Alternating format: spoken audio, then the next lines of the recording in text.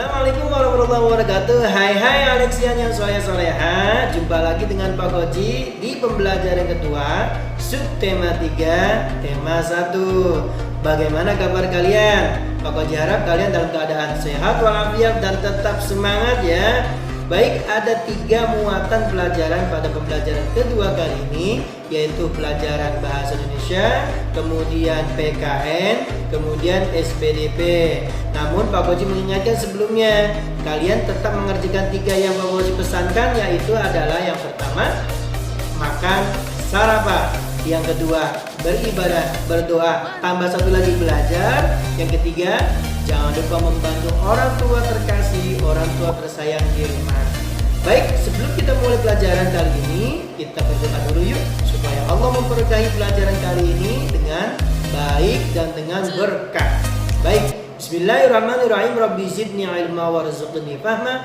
Rabbi syrah li sadri wa yassir li amri wahlul 'uqdatam min lisani yafqahu qawli. Amin.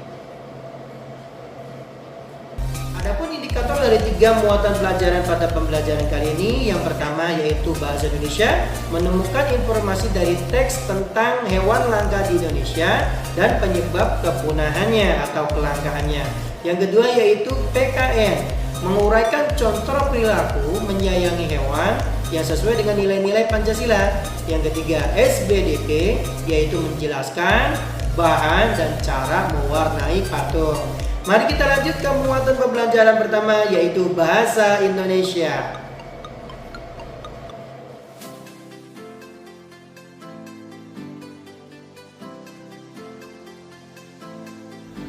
Amatilah gambar 2 kelompok hewan berikut. Hewan kelompok pertama. Hewan kelompok kedua. Tahukah kalian nama-nama hewan dari kedua kelompok di atas? Pernahkah kalian melihat hewan pada kelompok pertama? Bila ingin melihat, di mana bisa menemukannya? Lalu, dari aspek mudah atau tidaknya ditemui, apa perbedaan hewan kelompok pertama dan kedua? Hewan pada kelompok pertama yang kamu amati tadi merupakan hewan yang sudah dinyatakan langka. Bagaimana keadaan hewan-hewan itu saat ini ya? Bacalah teks laporan hasil pengamatan berikut ini. Hewan langka yang hanya ada di Indonesia. 1. Orang utan. Orang utan merupakan salah satu bangsa kera yang sangat mirip dengan manusia. Di seluruh dunia, jumlah orang utan terus berkurang. Hingga saat ini, hanya tersisa sekitar 55.000 ekor saja. Banyak di antaranya yang hidup di Pulau Kalimantan dan 200 lainnya di Pulau Sumatera. Jumlah orang utan yang terus menurun diakibatkan populasi mereka yang membutuhkan hutan lebat. Tak hanya itu, habitat mereka direbut oleh pihak-pihak tak bertanggung jawab untuk pembukaan lahan paksa.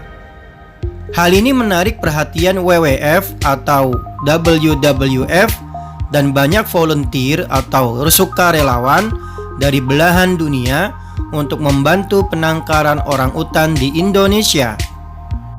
2. Komodo. Pada tahun 2017, jumlah spesies kadal raksasa ini hanya sekitar 3.012 ekor saja. Angka ini terus meningkat dari tahun-tahun sebelumnya. Karena kelangkaannya, pemerintah menjadikan Pulau Komodo di Nusa Tenggara Timur menjadi Taman Nasional dan Habitat Asli Komodo. Salah satu yang membuat komodo sulit berkembang biak adalah proses perkawinan mereka. Komodo jantan harus bertarung lebih dahulu untuk mengawini seekor betina. Tidak hanya itu, komodo yang baru mentas dari telur sangat rentan dimangsa predator lain atau justru komodo yang lebih besar. 3. Harimau Sumatera. Paling mengkhawatirkan karena terancam punah yaitu harimau Sumatera. Jumlah subspesies harimau Sumatera hanya sekitar 300 atau 400 ekor saja yang hidup di alam bebas. Banyaknya pembukaan lahan kelapa sawit secara ilegal membuat habitat harimau terganggu. Bahkan, populasinya diperkirakan akan musnah pada tahun 2050 saja jika terus dibiarkan. Kalau tidak ingin harimau Sumatera tinggal cerita dan tidak bisa dilihat lagi, maka kita harus bertanggung jawab menjaga hutan. Salah satunya dengan tidak mencemari lingkungan dan menghemat sumber daya. Contohnya, dengan menghemat kertas atau tisu yang bahan bakunya berupa kayu atau pohon. Badak bercula satu. Badak bercula satu merupakan satu dari 5 spesies badak yang masih hidup di dunia. Di Pulau Jawa, hewan ini hanya dapat ditemui di Taman Nasional Badak di daerah ujung kulon Banten. Oleh karena dahulunya banyak yang memburu culanya, jumlah spesies badak ini terus menurun. Kini hanya tersisa 50 hingga 60 ekor saja loh. 5. Burung cendrawasih. Burung cendrawasih yang menjadi ikon Papua ini terkenal akan kecantikan bulunya yang luar biasa. Ia bahkan dijuluki Bird of Paradise atau burung dari surga. Namun populasi si cantik ini ternyata sudah diambang kepunahan loh. Hal ini disebabkan di setiap 1 km persegi kita hanya bisa menemukan 2 hingga 3 ekor cendrawasih saja. Kelangkaan burung cendrawasih ini disebabkan karena kerusakan habitat. Habitat asli burung ini hilang karena perluasan kabupaten baru di Papua, pembangunan jalan, pembangunan perkantoran, pemukiman penduduk, dan pembalakan hutan yang menyebabkan sarang burung cendrawasih bersama telur-telurnya hancur. Bukan hanya itu, ancaman berupa perburuan dan perdagangan secara besar-besaran dan ilegal juga masih terjadi. Burung cantik ini ditangkap untuk diawetkan dan dijadikan pajangan atau hiasan, serta diperjualbelikan dengan harga yang sangat mahal.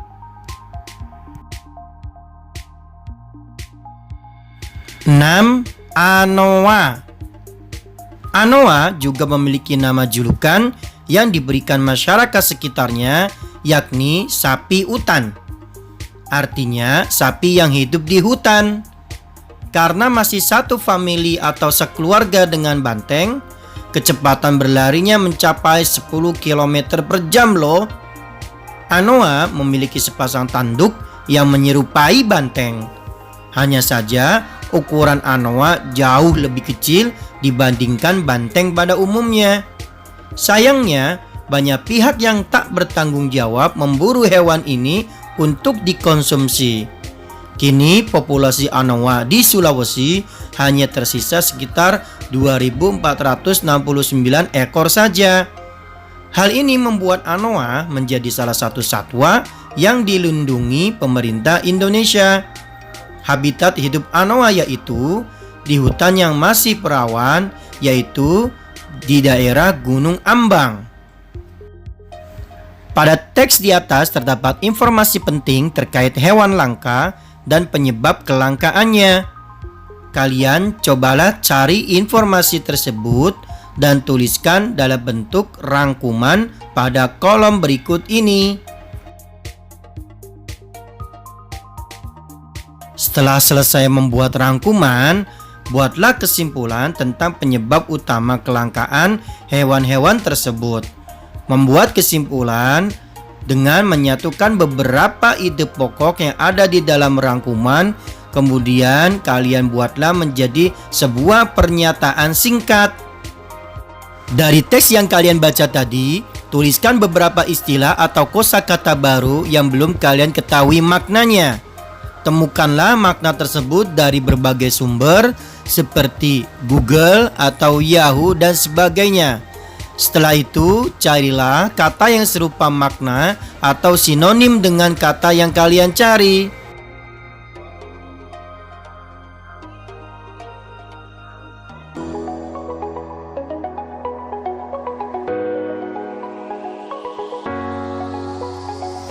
Menyayangi hewan dan memperlakukannya sebagai sahabat merupakan penerapan nilai-nilai sila Pancasila. Demikian pula dengan sikap menyayangi tumbuhan dan alam sekitar. Tidak hanya nilai dari satu sila, melainkan di semua sila Pancasila. Diskusikanlah dengan teman kalian atau keluarga kalian, menguraikan nilai dari setiap sila Pancasila yang ada pada sikap menyayangi tumbuhan dan hewan. Lalu tulislah hasil diskusi kalian pada kolom berikut ini.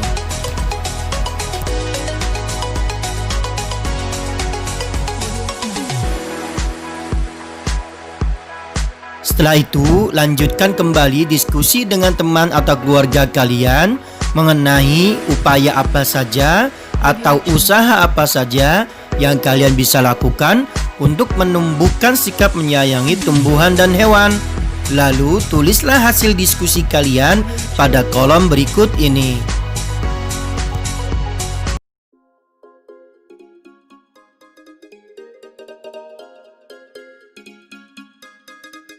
Salah satu cara menunjukkan sikap menyayangi hewan adalah dengan membuat patung tanah liat bertema hewan. Kamu sudah membuatnya pada pembelajaran subtema kedua yang lalu. Apakah patung hewan dari tanah kalian tersebut masih polos dan belum berwarna? Nah, agar patung tanah kalian lebih hidup dan berwarna, tambahkanlah gambar motif yang sesuai. Misalnya, motif sisik pada patung ikan, motif cangkang pada patung penyu, motif bulu ayam, dan sebagainya. Setelah selesai membuat motifnya, patung tanah liat kalian siap diwarnai.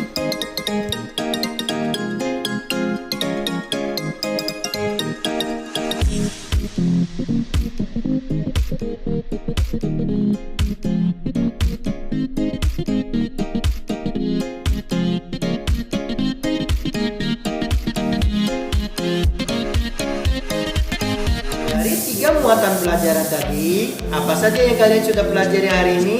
Apa saja yang kalian sudah ketahui hari ini? Baik, simak berikut rangkumannya ya.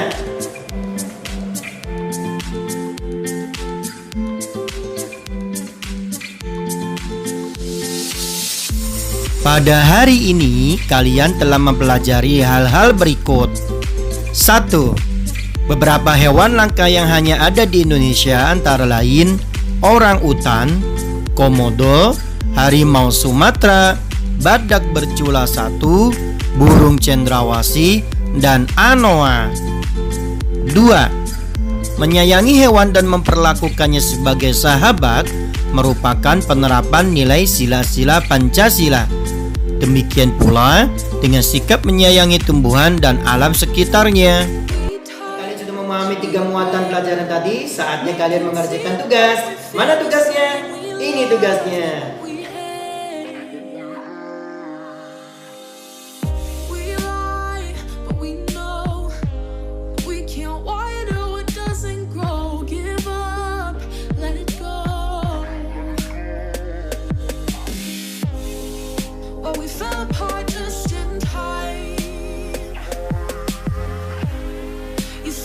It was worth the try.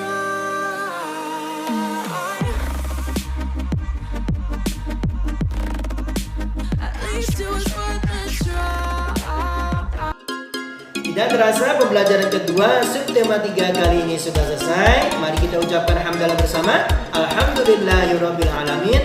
Semoga bermanfaat. Nantikan pembelajaran selanjutnya, yaitu pembelajaran ketiga. Ada apa saja di pembelajaran ketiga? Yaitu ada muatan IPS tentang hewan-hewan langka di negara ASEAN, muatan IPA tentang bagaimana cara pelestarian hewan dan tumbuhan, dan di bahasa Indonesia yaitu menemukan ide pokok dari teks tentang pelestarian hewan dan tumbuhan. Sampai jumpa. Assalamualaikum warahmatullahi wabarakatuh. Semangat!